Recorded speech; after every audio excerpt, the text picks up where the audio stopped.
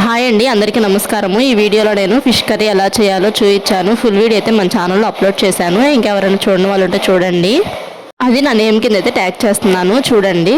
First అయితే ఉప్పు, పసుపు, కారము, కొంచెం గరం మసాలా పౌడర్ అయితే వేసుకొని బాగా కొంచెం ఆయిల్ కూడా వేసుకొని బాగా కలిపేసేసుకొని చాప ముక్కలు అయితే దాంట్లో మ్యారినేట్ చేసుకోవాలి ఒక హాఫ్ అన్ అవర్. ఇంకా తర్వాత స్టవ్ మీద ఒక కళాయి అయితే పెట్టుకొని దాంట్లో కొంచెం ఆయిల్ హీట్ చేసుకొని ఆయిల్ కొంచెం హీట్ అయిన తర్వాత ఉల్లిపాయ, పచ్చిమిరపకాయ, ఒక టమాటో అయితే వేసుకున్నాను. తర్వాత ఈ మసాలా అయితే వేసుకున్నాను. ఈ మసాలా ఎలా చేశాను ఫుల్ వీడియోలో చూపించాను, చూడండి. తర్వాత ఇంక దీంట్లోకి ఉప్పును, పసుపు వేసుకొని ఒకసారి అయితే కలిపేసేసుకోవాలి. తర్వాత కారం కూడా యాడ్ చేసుకోవాలి. ఇంక తర్వాత కారం యాడ్ చేసుకున్న తర్వాత ఇలా చింతపండు పులుసు అయితే వేసుకోవాలి.